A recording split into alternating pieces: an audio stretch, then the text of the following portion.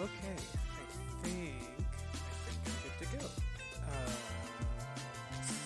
Swap over, drop that down slightly. Let's see. It would probably help if I went to the right scene. There we go. And ba-ba-ba-ba-ba.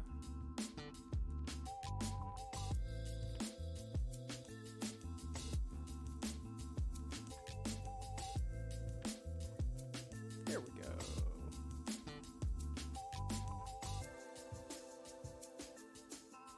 Thank you, Star. I'm still trying to figure out what the hell I'm doing with this. I am not good with audio.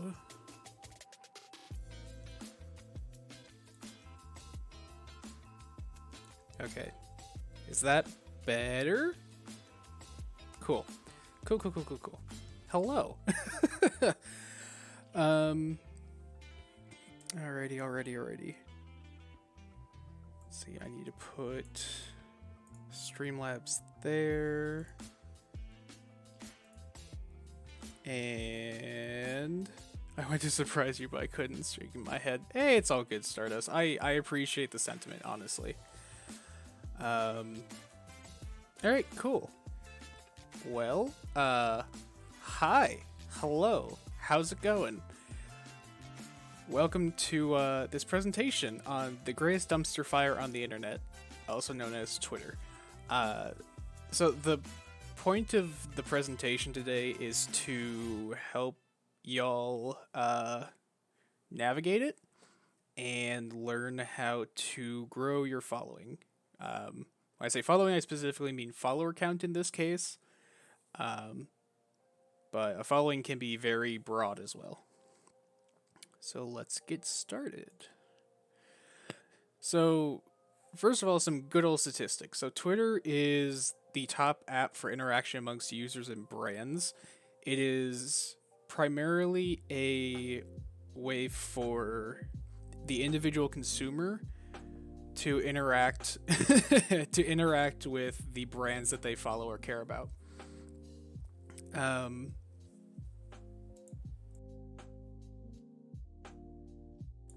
Sorry, had to clear my throat.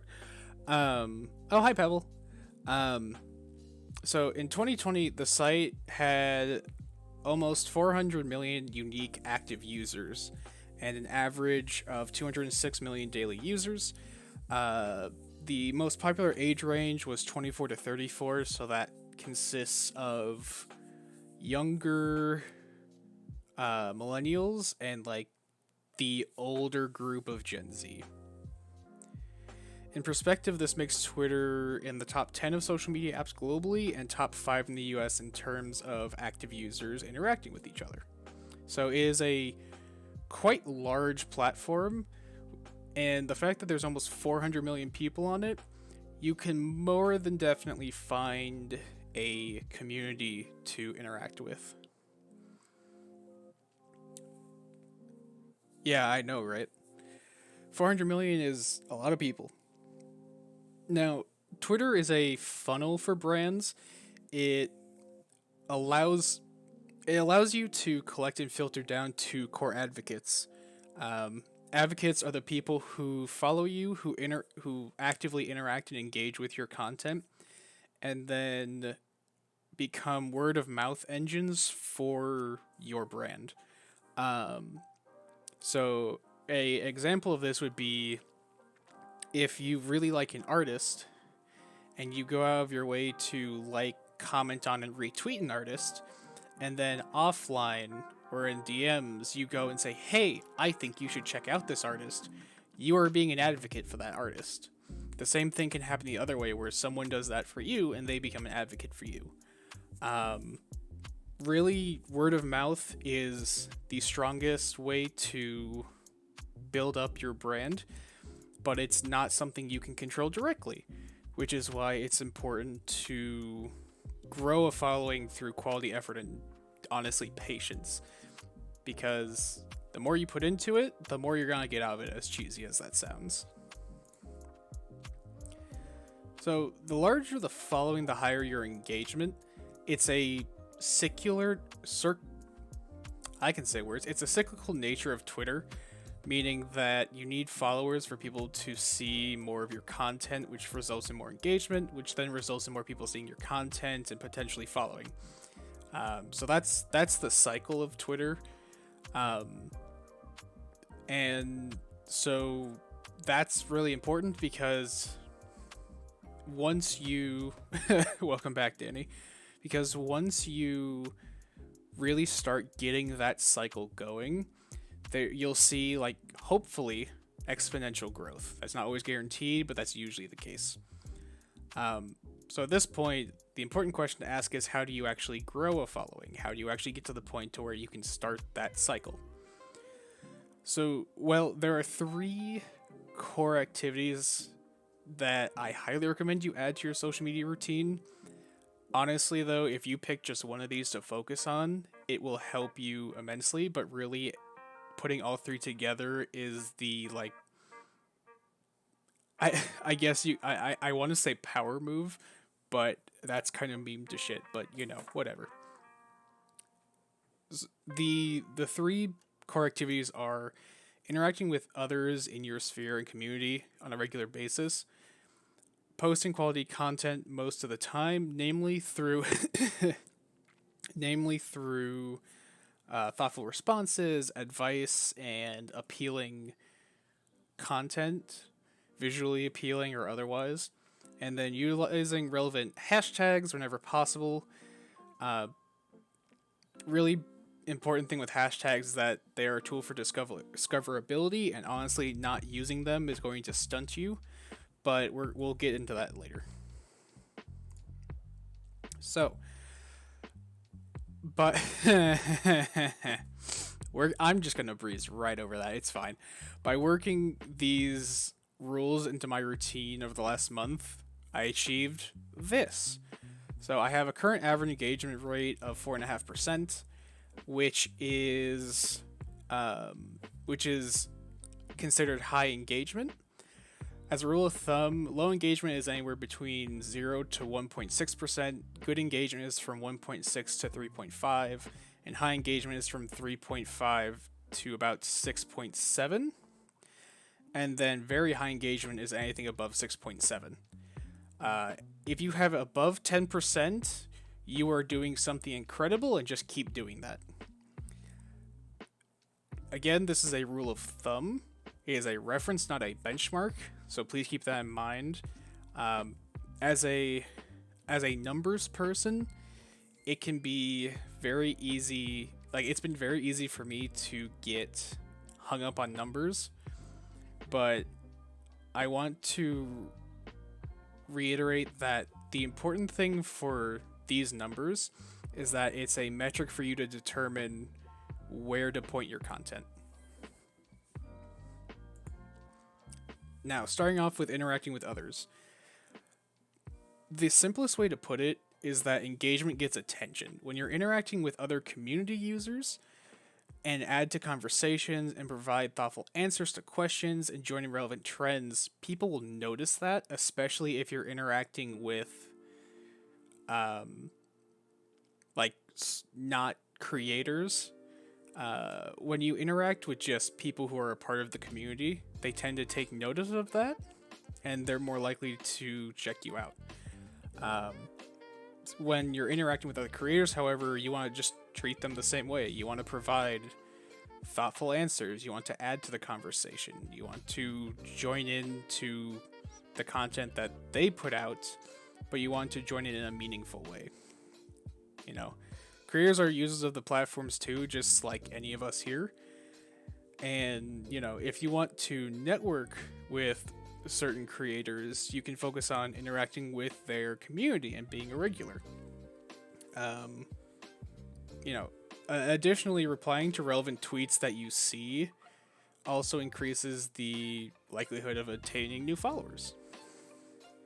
The last little tip is that the new followers that you might get are more likely to engage if they come from a community that is relevant to your brand and content. So, an important question here to ask yourself is, okay, so what's relevant to me? that's going to tie back to what you want your brand to be. Or honestly, at the very least, it ties back to what you care about. Say that you're mostly focused on graphics design. Well, if you retweet something that's about sports, you're probably not going to get a lot of engagement. You're more likely to get engagement on something where you retweet like art, like drawings or paintings or digital art. And you're especially more likely to get more engagements on things when you retweet other accounts' graphic design and graphic art. I will say though, when you retweet things, if you do a quote retweet, that you add something to that conversation, whether it be like your thoughts or some like meaningful comments. Make sure you actually add something to that. So I took these examples from my Twitter analytics, which I highly recommend using. It is free and it's fantastic. But the reason I have these two here is because I want to show the differences. That first tweet on top with the 2.5% is a very standard, like, split-second reply.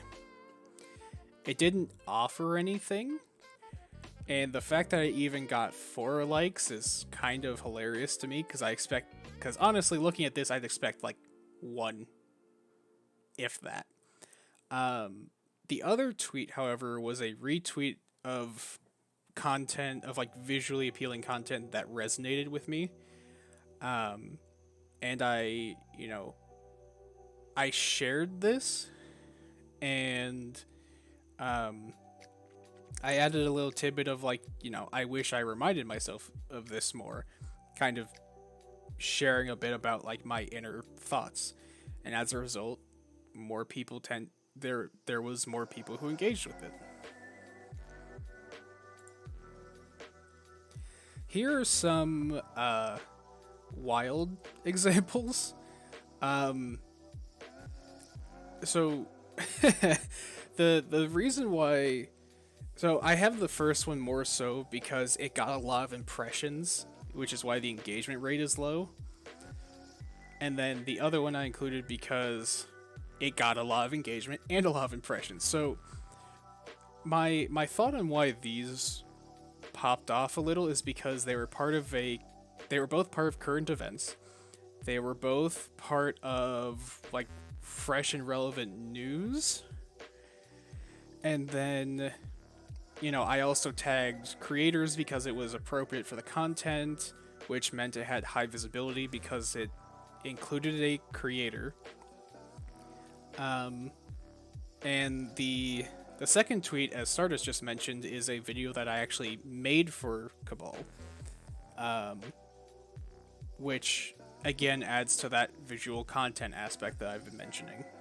So yeah, so these are these are some better examples of what can happen if you get things to go really well with posting like relevant material, which will very nicely bring us into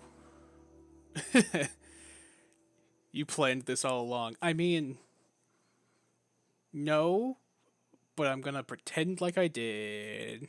You come from Tumblr. I mean, that's fair. That's fair, Danny. So I need to stop saying so much. God damn. Moving on to the next part of posting quality content. Well, what is quality content? Posting quality content is this idea of having yes, brain buffer. It's this idea of carefully curated, mindfully posted images, questions, polls, and other similar things that are directed towards your target audience, which is also known as your target market. If you'll recall from the first presentation I did, your target market is your community or niche, and these are the people that you're wanting to appeal to. the way to vet your content is to to actually ensure its quality is to ask yourself, how does my tweet provide value or trigger emotions for the person reading it? Value, I feel like, is self-explanatory. The triggering emotions is more of like, will someone find this funny? Will someone find this to like, will this make someone happy or sad or whatever? More emotional content tends to be more likely to be engaged with because we are emotional creatures. And there's a whole psychology of marketing that is behind that, which is fascinating, which I might get into at one point. But we will see. So, an example that's very relevant, ironically enough, is to say, I guess is to point out this stream. If I didn't believe that sharing this information would be valuable to you, I wouldn't be presenting it. When you post, you want to try to like make sure that most of the content you're putting out there falls into the informative or emotional bucket, essentially.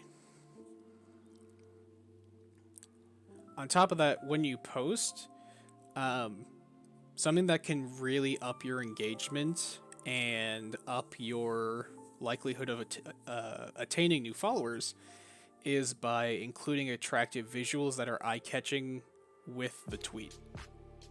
So, art, GIFs, video clips, infographics,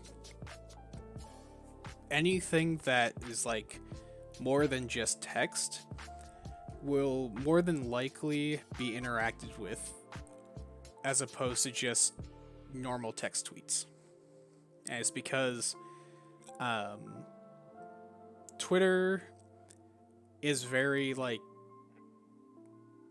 how do I want to put this? It is very much a scroll, like not typically stopping on things. I myself find that I tend to interact with visual tweets more, and I'll occasionally stop to actually read just text tweets. In addition, a nice little tip for y'all is that if you create YouTube videos or you stream, I highly recommend that you break that down into smaller chunks. As I was just saying, the attention span of Twitter is quite short. So if you I'll get to that in 1 second. If you have that longer content, create those shorter clips to have more visual content. I recommend programs like Canva and HitFilms for like graphics and like video editing because they are free, and then they're also very intuitive to work with. So to answer your question, most of the time those tweets that are just text are, at least from what I've seen, are from accounts that are already have large followings. More than likely include a hashtag or something that's trending, or it's from an account where their entire vibe is r/shower thoughts, and so that's what people expect of them, and so that's what they interact with.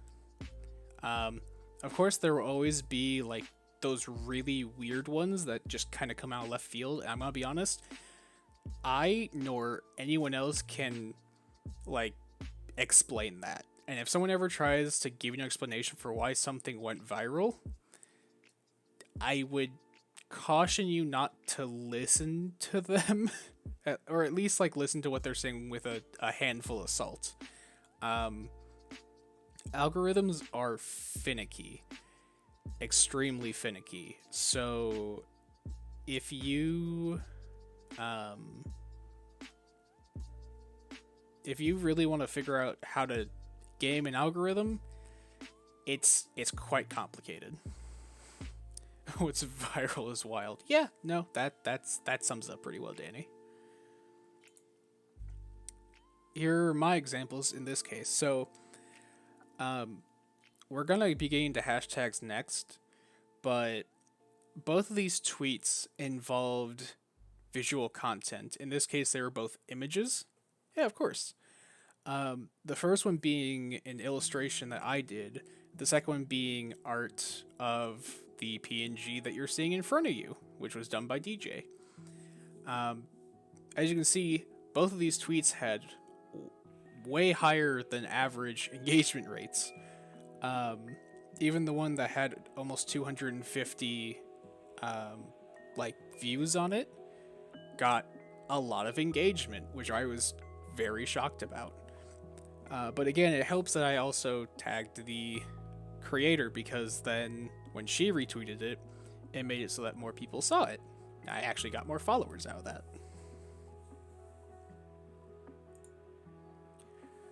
Okay, so now here comes the like analytical data nerd part.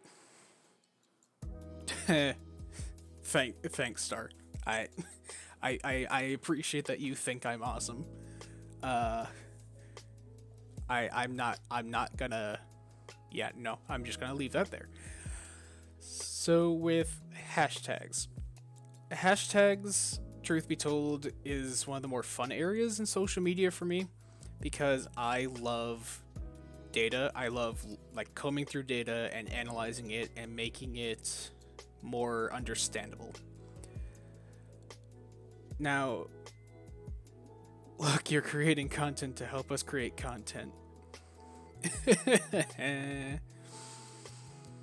Oh, not think, no. Shh. Hush. Hush. Shh. I am presenting. Shh. No. Alright. Now. Back on topic. Hashtags are really the lifeblood of growth and discoverability on platforms, especially for Twitter. Hashtags are like important everywhere, but aside from like Instagram, you need hashtags to really grow on Twitter. When you attach your content to a keyword, it is added to its own special feed. If any of you have ever clicked on a trending hashtag or term on the sidebar of Twitter, you'll know what I mean. Like it's in its own feed. So if I were interested in, try and throw something out there. If I was interested in gardening and I looked at, let's say, like gardeners or gardening or like suburban gardening hashtags or something along those lines, I would be a lot more likely to look into that content and interact with it than I would be something that's like completely unrelated, because my intention is going in and finding that specific content, which already means that like I'm wanting whatever that's related to, if that makes any sense. The great thing about this is that it means you can reach users outside of your normal scope. Additionally, hashtags are measurable. Here's the data part. You can keep tabs on search rates and your tweet engagement to figure out what tags do and do not work for you and the audience that you're trying to appeal to.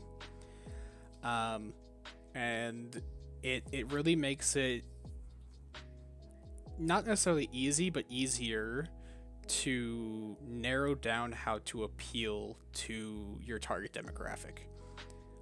Listed on this slide are some tools that I use for hashtag research that I highly recommend for you to try out. If you're curious, they are fantastic free tools that anyone can access. And, you know, the YouTube and Google search is up there. And honestly, the autocomplete alone, if you just did that, will already give you a great idea of what people are looking for. But I would really recommend the Keyword Planner, Google Trends, and the Twitter trending tab.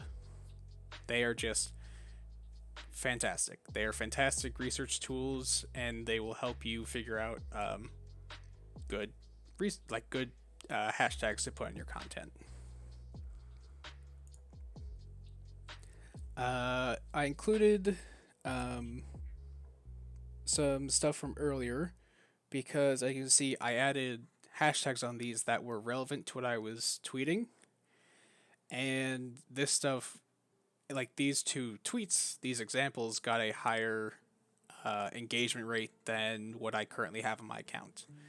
Um, like the impressions may be relatively low for that first one, but the engagement rate's still higher because people from that sphere actually interacted with it, as well as my own followers.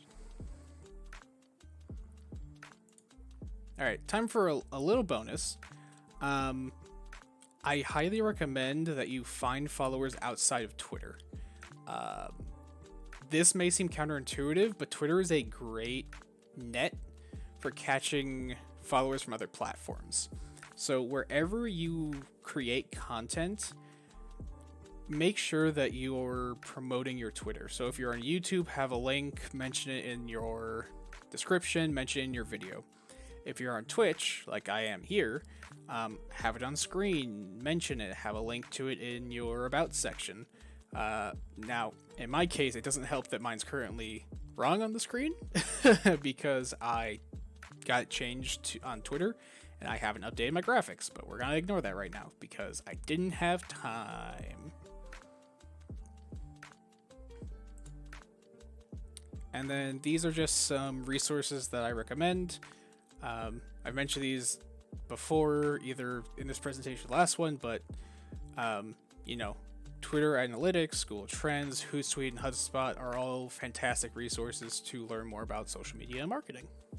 Finally, I can get followers on my all right. Right now, let's see. I'm gonna jump back to here. We're gonna go back to the wide, just chatting. Dumb dog, cute dog. Thank you. Also, mood.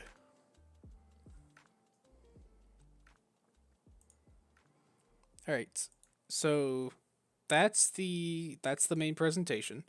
And at this point, I would love it if y'all have any questions. Please feel free to ask. I'm more than happy to hang out for the next 30-ish minutes and just hang out. Meanwhile, I'm going to drink some of my soda because I need caffeine.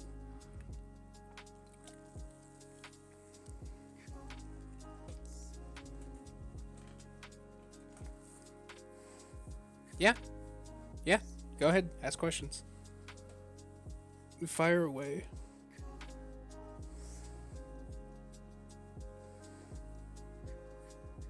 You can just, honestly, just straight up ask questions and just throw them out there. Do you follow the Cap School of Logic and follow Devin Nash? I do follow Devin Nash. Thankfully, I don't have the rule that you have to take a shot. But yes, Devin actually does have some really good YouTube content. So I recommend you actually check out his YouTube channel. Which social media do you recommend for new users?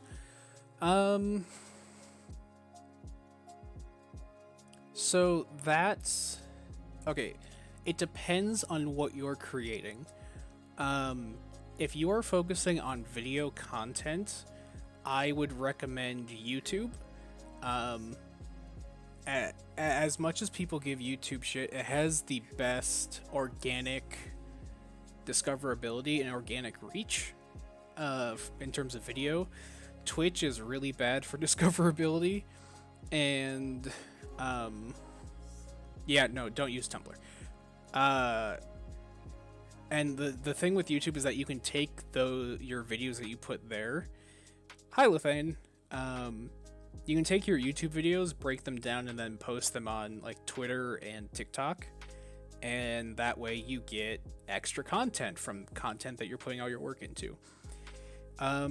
If you are mostly like static visual content, where you're doing images or infographics, I would actually recommend Pinterest.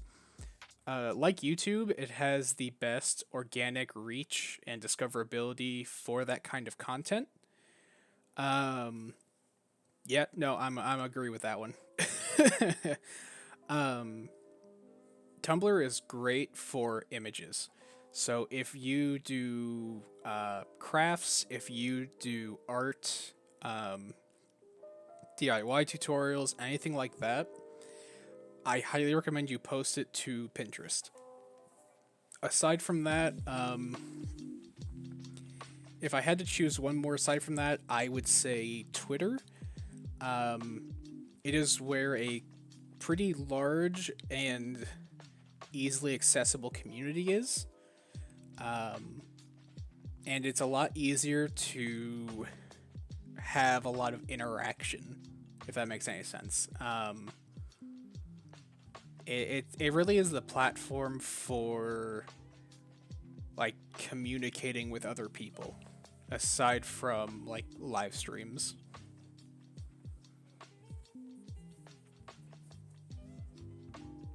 What else y'all got?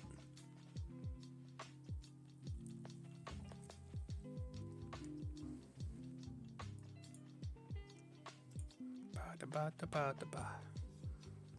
God, I love lo-fi. It is just such a vibe.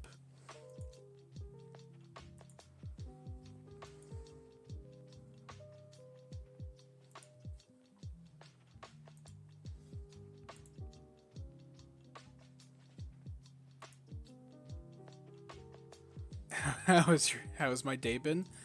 Uh, Genuinely, my day's actually been pretty good. Work went by very quickly, and I had some nice shepherd's pie leftovers, and it was good. If you are an artist and you want to get more followers, should you draw a variety of art or stick to one fandom? Okay, so that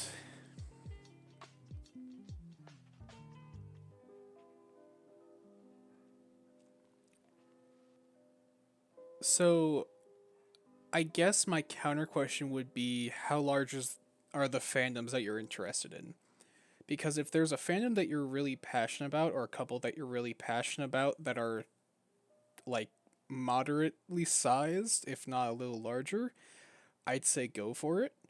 Um, like choose a couple and create art for those and use the hashtags and stuff and see which one um, really hooks people. Um, like I think a good example of this is to look at Cabal, because his art, like his whole brand is horror, but he allows that like campy horror to broaden into his art style. He has, because he can do both like more of the cutesy style like his emotes, or he can do absolute like hardcore metal and horror art like he's been doing for the punk rock, like the rock and roll metal v shoujo girls. um so if there's something that you can do that's more like that, and then have it apply to fandoms, I think that that would work pretty well. They don't get a lot of engagement. They also create a variety of different art. Most popular stuff is their landscape. No, no, you're fine. The chat box on the board is kind of awful. Thankfully, I'm gonna be hopefully updating my graphics this week. So, all right, I I'm not going to say that they should focus on just their landscapes. What I will suggest is that they look at their landscapes and like see what comments and stuff people are making about it, and then see and then try taking their landscapes and adding it to other art. Because if they're really good at doing landscape art, then they, in theory, can make really awesome art that has really awesome landscapes, and that will get engagement. Granted, this is not guaranteed, um, but you know, it's a thought. I would also recommend that they, like, when they post just landscape art, use slightly more niche tags aside from just like landscape or landscape art, and see what you come up with, and then also like go searching for other people in those tags and start interacting with them. Yeah, like Cal. Cal is actually a good example because they make banger art. But and honestly, I think the only reason why, like, this is like, I guess going back to what I said at the beginning, if you don't have a lot of followers and you're just posting to a bubble, you're not gonna get a lot of engagement. But if you post content, like if you post art that is related to a trend in a community, or as a response to like a community challenge from a creator, or has specific related hashtags stuff, and then you also go out of your way to interact with other people in that space who are also making that kind of art, that is how you get your content out of your own bubble.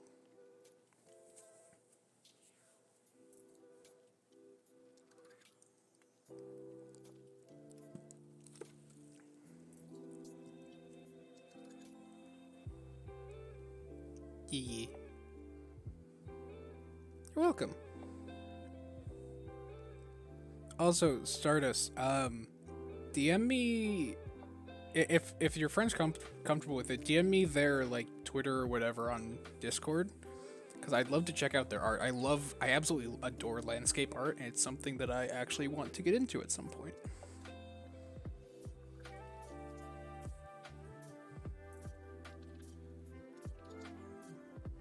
Like landscape and concept art, I find to be very cool. I would love to figure out how to like create that someday.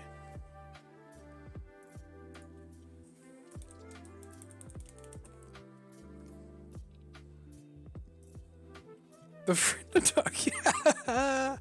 Ah, I see. Understandable.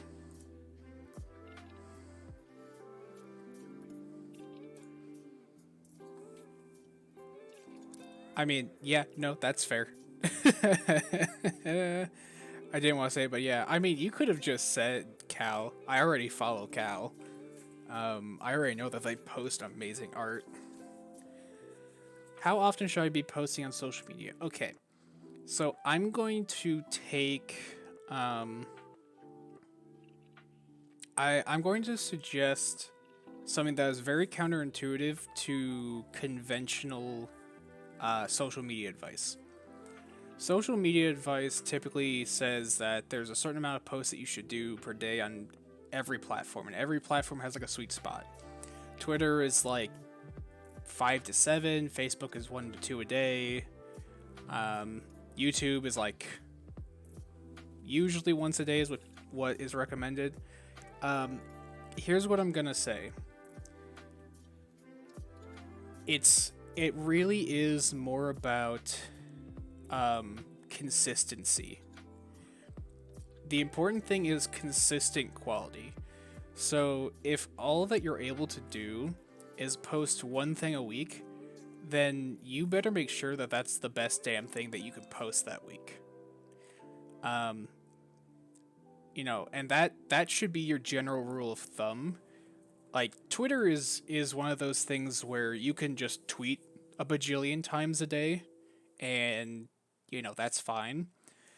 But I agree with Cab when he says like post one good piece of quality content a week, at least one a week. If you can do more, great.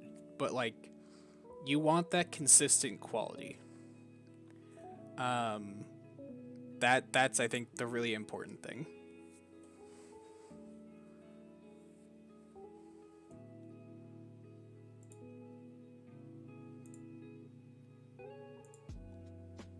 Yes, exactly. Quality over quantity.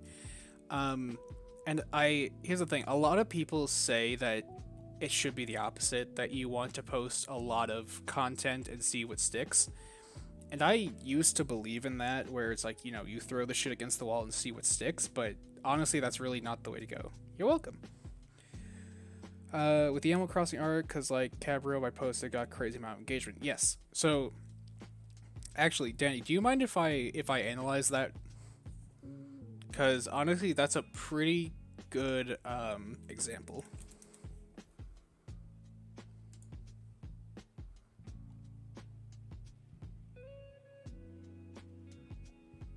Cool. Let me find your tweet.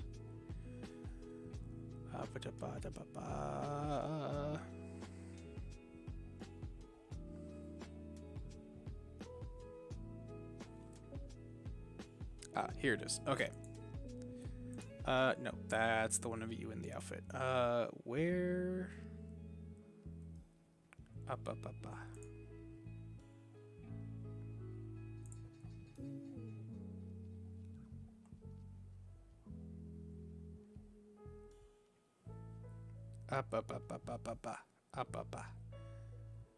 I am trying to find the tweet. God damn it.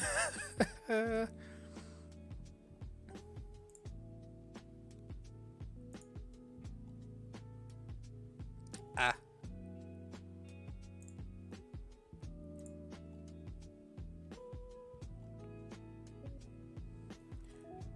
Good lord, where? My Twitter, please. Twitter, please.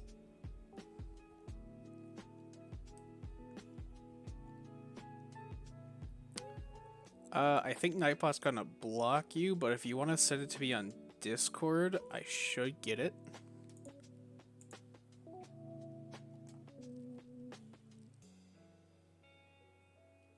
Yep, that's what I thought. Okay, I must have passed it because I am like so far down in your account feed.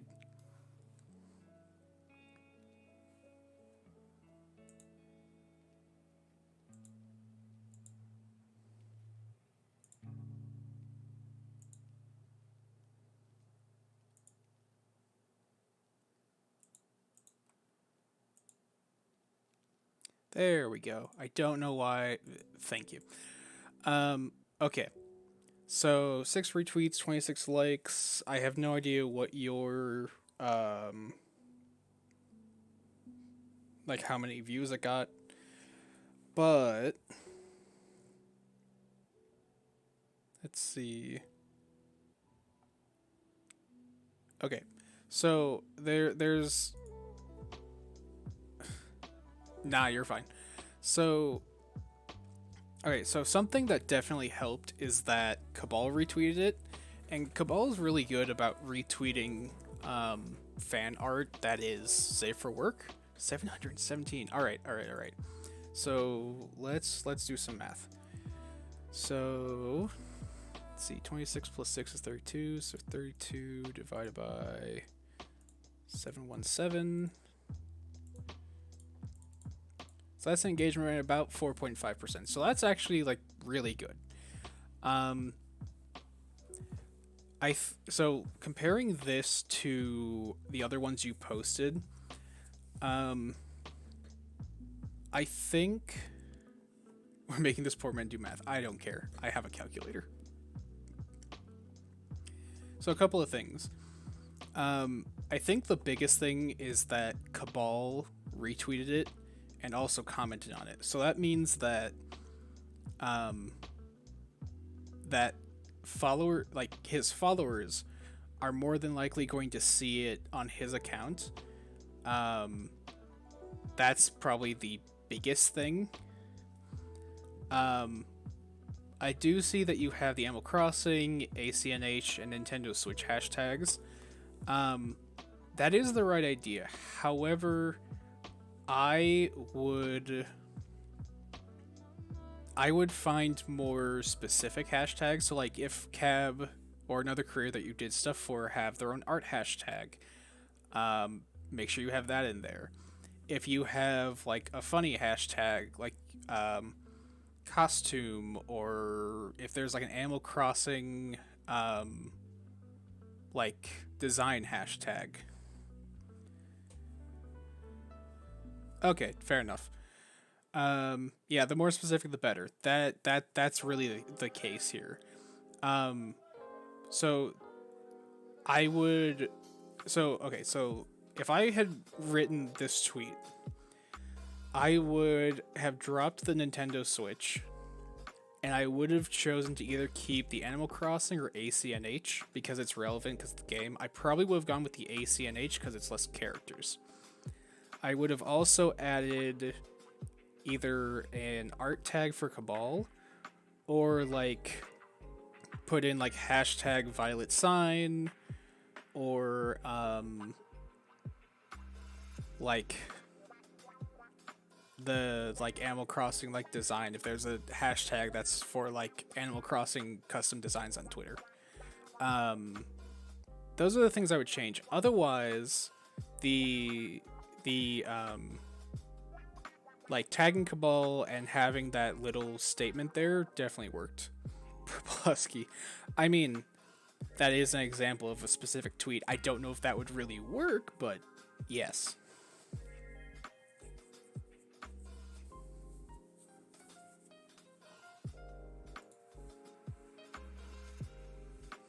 Bald cultist. Oh no, you can't do a man like that.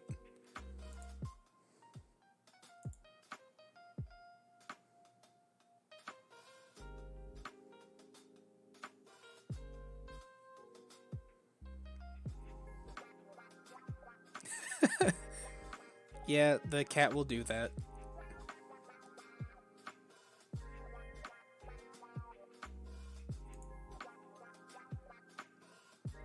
The cat do that.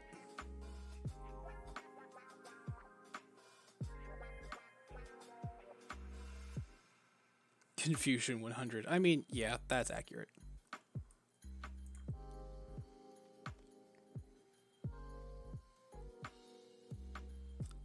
Yes, yes. Yeah, just to clarify, not a real child. We have a cat.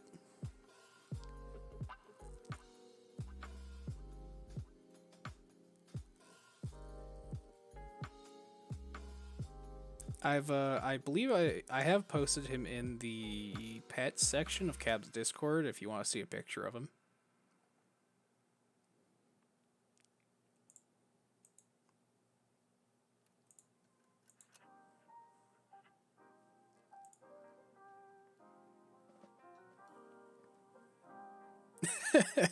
I know he is a very dapper and adorable tuxie.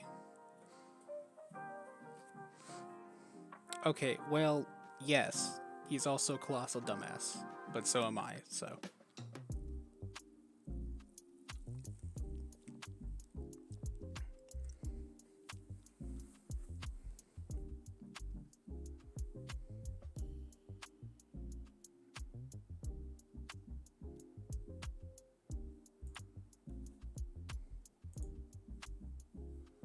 I want to make a joke, but I don't want to do that to you. I mean, go for it if you really wanna.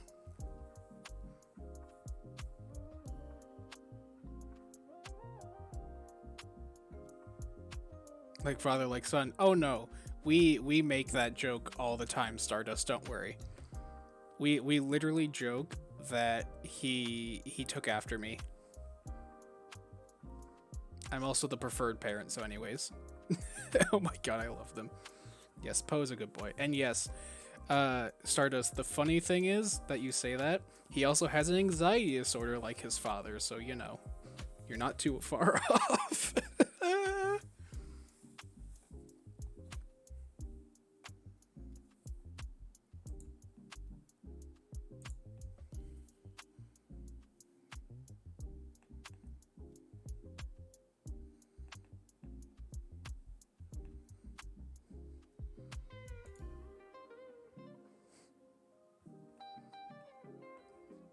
Love you too.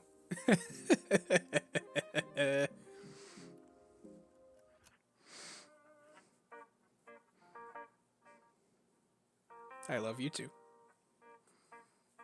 Oh, anxiety is just a whole ass mood sometimes.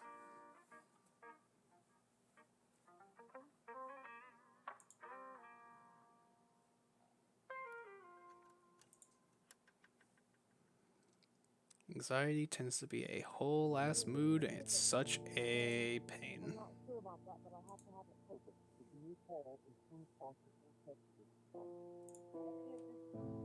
Hello? Is this lo-fi? Oh no, it is. Okay. God, Maki is a different breed of VTuber.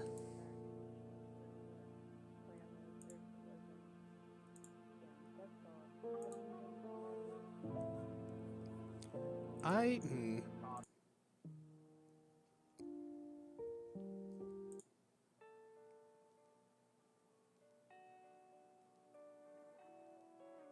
Ooh, very nice, Danny.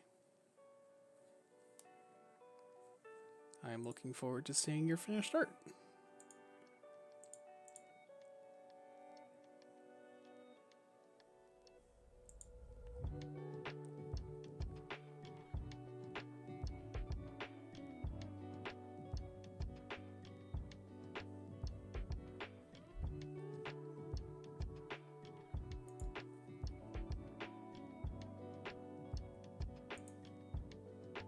Hopefully, within the next few days, gonna pick up pen and paper. Ooh.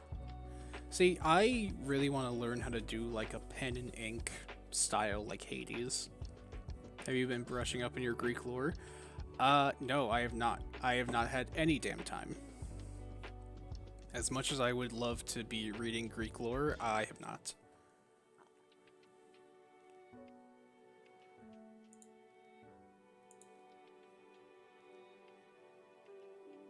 Oh, hush.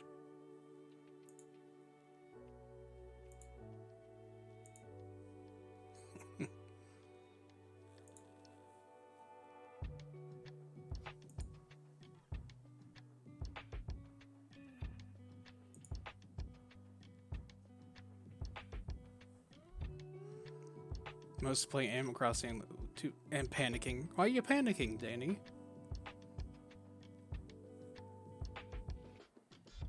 Am I waiting to get the Xbox Game Pass?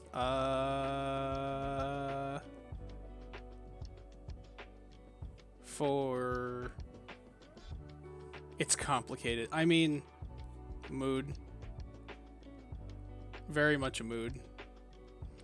Oh, for Haze. No, it went on sale and I just like yoinked it. I mean, yeah, if you want to talk about it, let me know.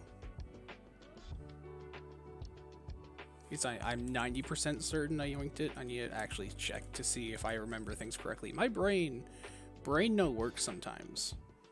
Brain no worko. Because ADHD and brain go ah ba ba ba ba ba ba.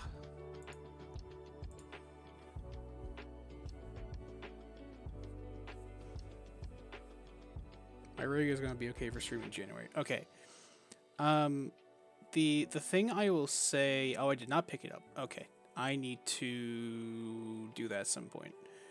So, what is it? Okay, so what is it that you want to stream?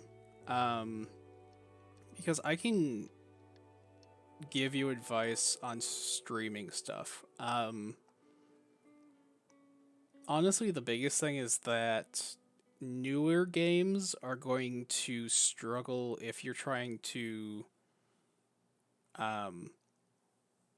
like brand new unoptimized games especially are going to really struggle on older computers. Mine is about 8 or 9 years old and it can chug sometimes on brand new game releases. But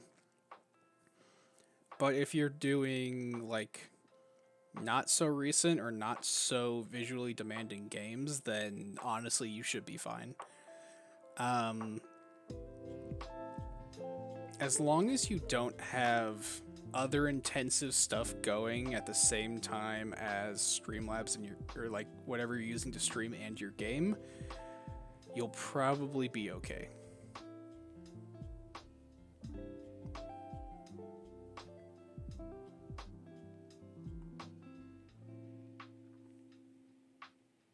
focus on games that can run on RetroArch. I am not familiar with what that is. I'm assuming it's an emulator platform.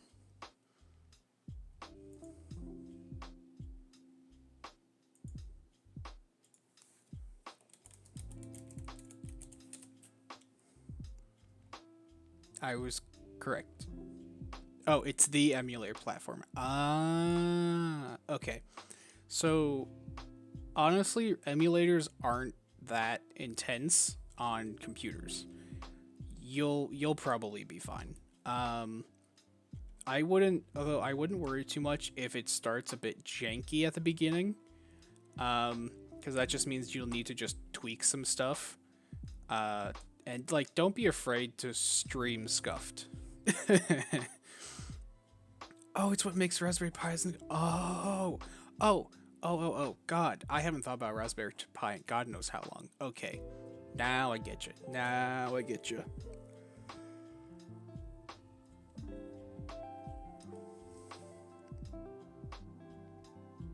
Yes.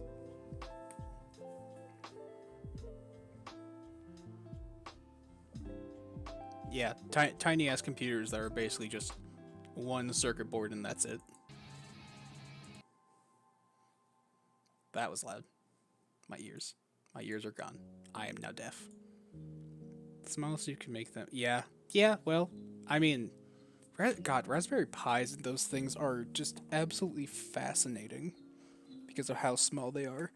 I actually have an Arduino kit that I need to get some stuff for so I can actually use it because I want to learn how to do those just out of for the hell of it, to be honest.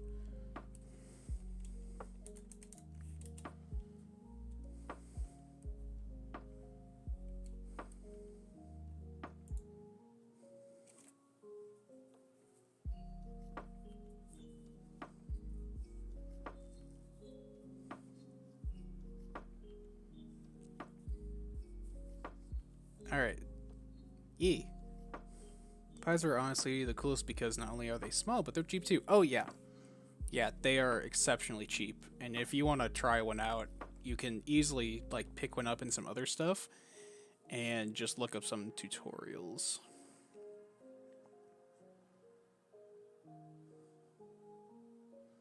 All right. Got time for like one more question. Do you have a preferred name? I I okay. Like IRL, no. Like like the name I go by is my birth name. Like I am cis, so there's nothing like else there. I guess. Um, if you mean like online, um, nope. I really we can call you late for dinner. Heh. Online, I don't. Um, you can call me Tempest, Tempestus, Husky. Um, I don't. I really don't have a preference. I've been in different streams where I'm called all those different names, so I'm just kind of used to it. Um, Cab is like one of the only streamers who actually says my full name, like the full first part of my username. So, if you can't be bothered to type out Tempest, just put Husky. I'm fine with that.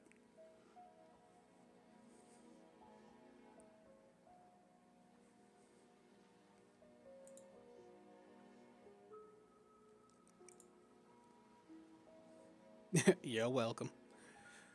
Um, so like always, if y'all want to shoot me a message on Discord or Twitter, I'd be more than happy to answer it. I will warn you though, there's a decent chance that I will forget to check messages and shit. So, like, you know, I will get to you eventually. Just Brango Burr. Um. So, yes, Danny. Yes.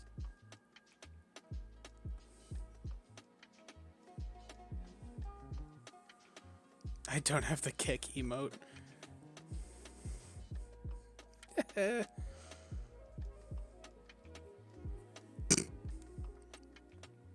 I have been dabbed on by a lot of Kamals. Alright. They're tabbed on. Oh god. Alright, I think that's a good point to go raid.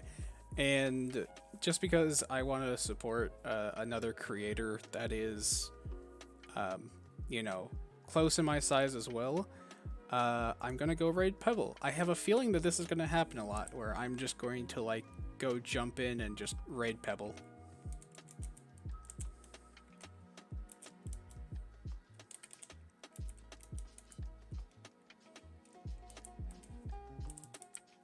Pebble is doing a just chatting stream at the moment, and it looks like they're talking about like masculinity,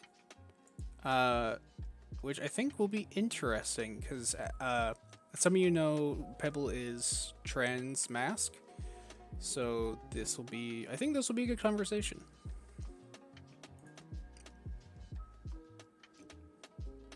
All right, cool. Thank you guys for joining me for my second presentation. I hope you enjoyed. I really do appreciate y'all being here and interacting with me. It makes this genuinely more entertaining, and it makes me just feel more, I don't know, more confident, more comfortable doing this. I told you I would make the stream. You did, Danny. You did. Love you too, hon. Alright, so, thank you all, and, I'll catch you next time. I also said I welcome, so see y'all later.